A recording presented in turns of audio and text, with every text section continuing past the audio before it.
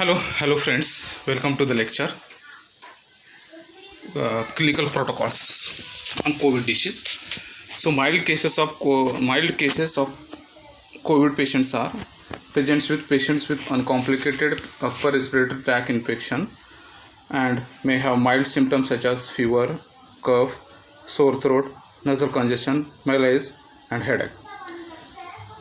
Now, in clinical parameters, mild cases are without evidence of breathlessness or hypoxia, that is normal saturation, and this patient in Myanmar managed at COVID care center and managed as home subject to fulfillment of conditions stipulated in guidelines. Okay.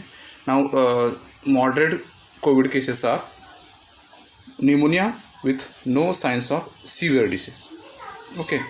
And these patients in adults and adolescents, these presents with dyspnea and or hypoxia, fever, cough, including SpO2 less than 94%, that is range 90 to 94%, in room air, respiratory rate more or equal to 24 minutes. And these cases are managed in dedicated COVID health center, DCSC. In pediatric, moderate COVID cases presents with dyspnea and or hypoxia, fever, cough, including SpO2 less than 94%, range is 90 to 94%, on room air, respiratory rate more or equal to 24 per minute, fast breathing in breaths per minute, child less than 2 months, 60 breaths per minute, child with 2 to 11 months more than 50 or equal to 50 breaths per minute, and child 1 to 5 years old more than 40 or equal to 40 breaths per minute, fast breathing. Okay, now we will see severe COVID cases. Severe COVID cases are severe pneumonia and ARDS, acute respiratory distress syndrome. Okay, severe pneumonia and also sepsis and septic shock. Okay, 4 types are there. One is severe pneumonia. Severe pneumonia in adolescent and adults presents with pneumonia cases, signs and symptoms of pneumonia plus one of the following condition: respiratory rate more than 30 breaths per minute, severe respiratory distress, and SpO2 less than 90% on room air. So severe pneumonia, SpO2 less than 90, and these are admitted in DCH, dedicated COVID hospital. In child severe pneumonia shows cough or difficulty in breathing plus at least one of the following: central sinuses or SpO2 less than 90%, severe distress, respiratory distress, that is grunting, chest indrawing, signs of pneumonia with any of the following danger signs: inability to breastfeed or drink, lethargy or unconsciousness or convulsions. Other signs or pneumonia may be present: chest indrawing, fast breathing, fast breathing for less than 2 months child more than equal to 60 breaths per minute, 2 to 11 months child more than 50 breaths per minute, 1 to 5 years more than 40 breaths per minute. The clinical diagnosis is clinical. Chest imaging can be excluded complications. So these patients are managed in dedicated COVID hospital, DCH. Now we will see ARDS. ARDS onset is new or worsening respiratory symptoms with 1 week of known clinical insult. Okay. In X-ray chest shows bilateral opacities not fully explained by effusions, lobar or lung collapse or nodules. Origin of pulmonary infiltrate. In ARDS, pulmonary infiltrate. Why? Respiratory failure not fully explained by cardiac failure or fluid overload. Because of this reason, pulmonary infiltrate occurs, and this need objective assessment. For example, echocardiography to exclude hydrostatic cause of infiltrates or edema if no risk factor present. Oxygenation impairment in adults. Also, oxygenation, mild ARDS, moderate ARDS and severe ARDS. ARDS. So mild ARDS 200 millimeter of mercury less than PaO2 FiO2 ratio less than 300 millimeter of mercury with PEEP or CPAP more than 5 centimeter of water. And severe moderate ARDS 100 millimeter of mercury less than PaO2 FiO2 ratio less than 200 millimeter of mercury with PEEP more than 5 centimeter of water. Severe ARDS PaO2 or FiO2 less than 100 millimeter of mercury with PEEP more than 5 centimeter of water. When PaO2 is not available, SpO2 or FiO2 ratio less than 315 suggests ARDS, including in non-ventilated patients. Okay. Oxygenation impairment in children. Note oxygenation index OI and OSI, oxygen saturation index. Use OI when available. If PaO2 not available, then FiO2 to maintain SpO2 less than equal to 97% to calculate OSI or SpO2 FiO2 ratio using SpO2. Okay, bi-level NIV or CPAP more than 5 centimeter water via full face mask. FiO2 FiO2 ratio PaO2 or FiO2 ratio less than equal to 300 millimeter of mercury or SpO2 FiO2 ratio less than equal to 264. Mild ARDS invisibly ventilated 4 less than equal to Y2 less than 8 or 5 less than equal to OSI or less than 7.5. Moderate ARDS invasively ventilated 8 less than equal to OI less than equal to 16 or 7.5 less than equal to OSI less than equal to 12.13. Severe ARDS invasively ventilated OI more than equal to 16 or OSI more than equal to 12.3. Okay, now we will see severe COVID case with sepsis.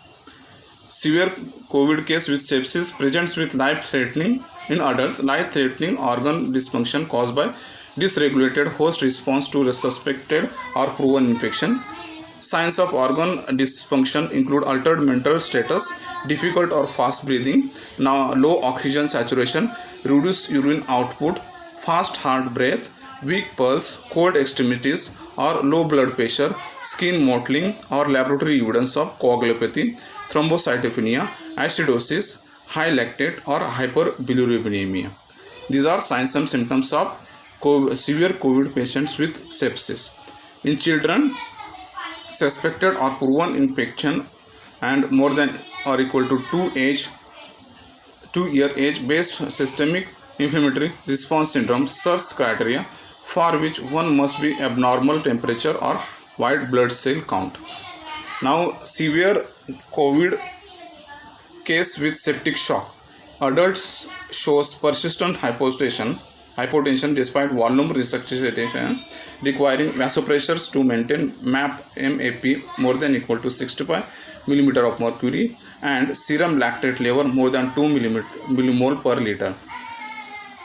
COVID-19 septic shock child case is any hypotension, SBP less than 5th centile or more than 2 SD below normal for age or 2 to 3 for of the following: altered mental state, bradycardia or tachycardia, heart rate less than 90 beats per minute or more than 116 beats per minute in infant, heart rate less than 70 beats per minute or more than 150 beats per minute in children, prolonged capillary refill, that is more than 2 seconds or weak pulse, tachycardia, mottled or cool skin or petechial or purpuric rash, high lactate, reduced urine output, hyperthermia or hypothermia.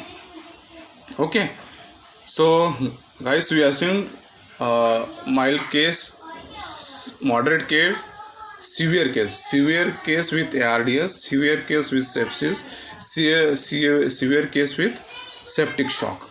Now we will see infection prevention and control practices. Okay. Infection prevention control practices is a criteria and integral part of clinical management of patients and should be initiated at the point of entry of patient to hospital, typically the emergency department. Standard precautions should also always be routinely applied in all areas of healthcare facilities. Standard precautions include hand hygiene, use of PPE to avoid direct contact with patient's blood, body fluids, secretions including respiratory secretions, and non-intact skin. Standard precautions also include prevention of needle stick or sharp injuries, safe waste management, cleaning and disinfection of equipment, and cleaning of environment. Infection prevention and control practices. Okay guys, these are very important at hospital level. So we have to keep at triage, give suspect patient a triple layer surgical mask and direct patient to separate area and isolation room if available. Keep at least 1 meter distance between suspected patients and other patients. Instruct all patients to cover nose and mouth during coughing or sneezing with tissue or flexed elbow for others. Perform hand hygiene after contact with respiratory secretion. Okay.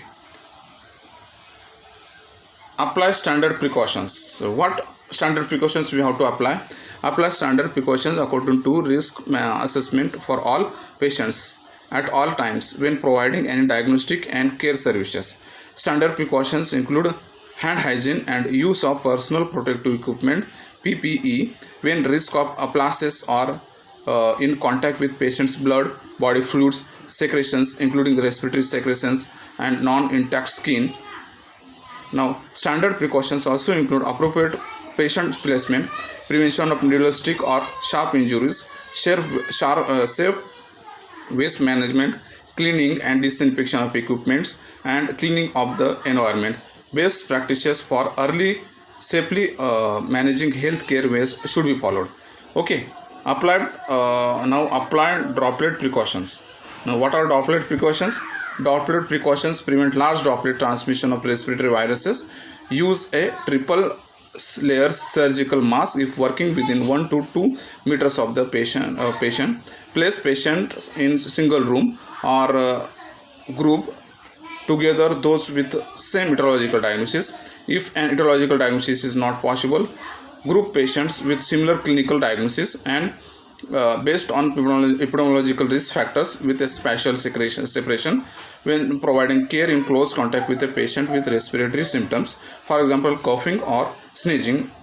Use eye protection, face mask or goggles because sprays of secretions may occur.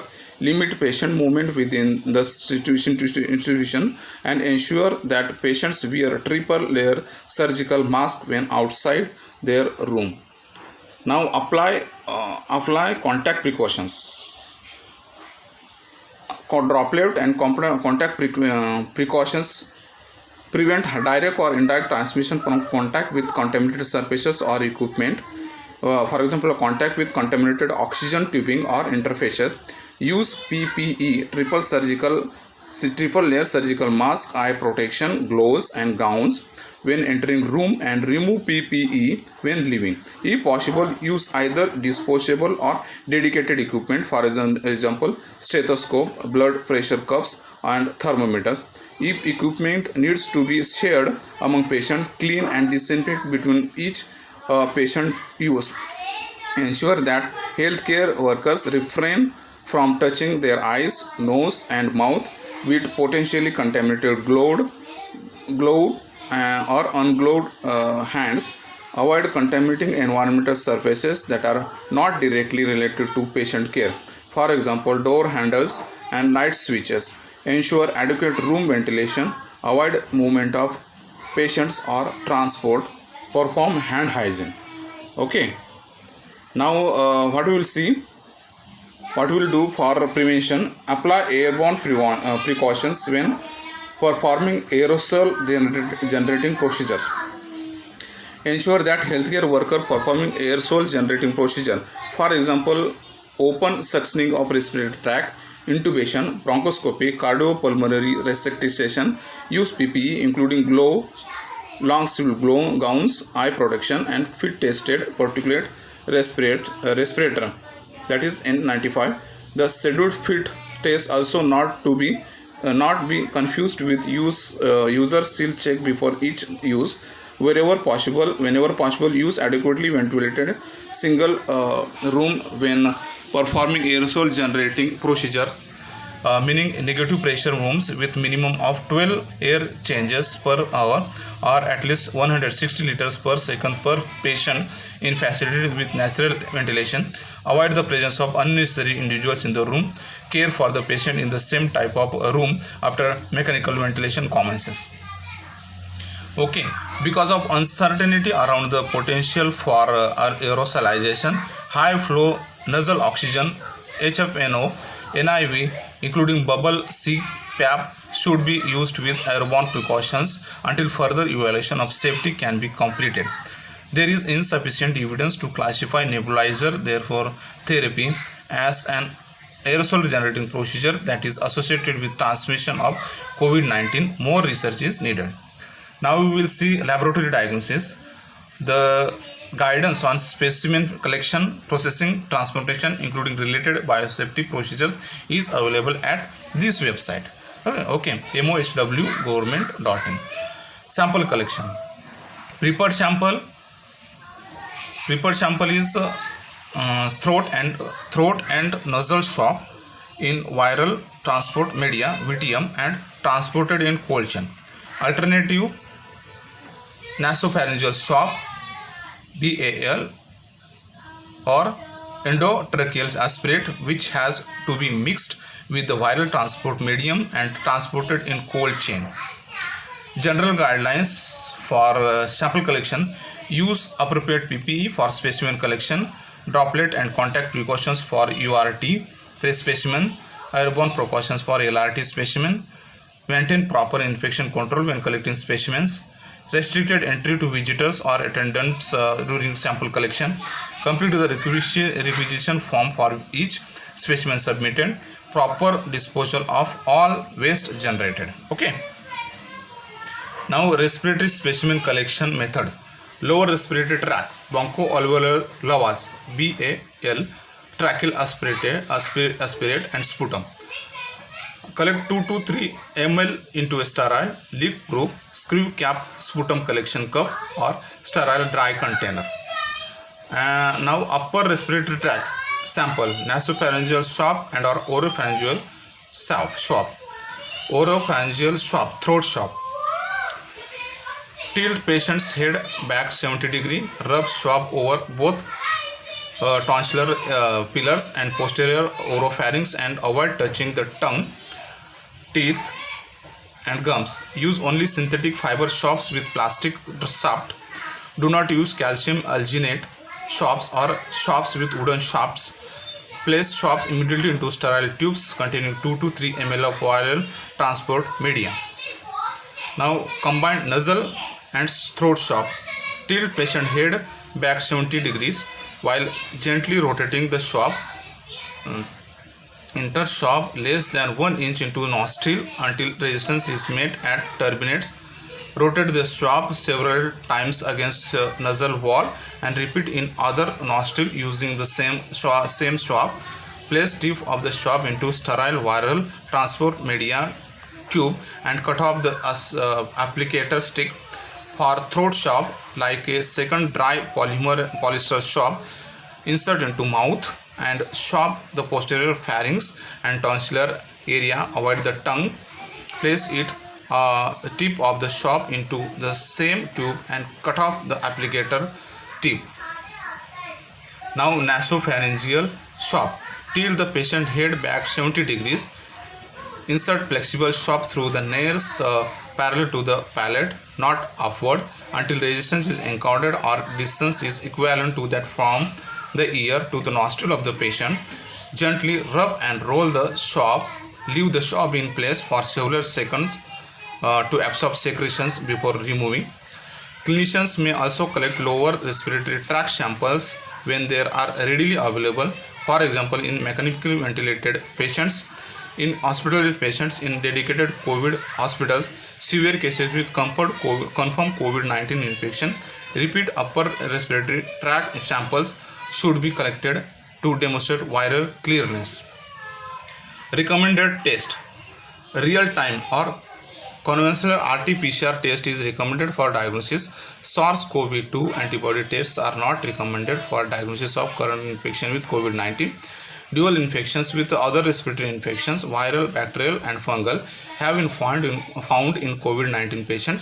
Depending on local epidemiology and clinical symptoms, test for other potential etiologies, for example, influenza, other respiratory viruses, malaria, dengue fever, typhoid fever, as appropriate. For COVID-19 patient with severe disease, as also collect blood cultures, identify ideally prior to initiation of antimicrobial therapy. Okay guys, now management we will see in next video.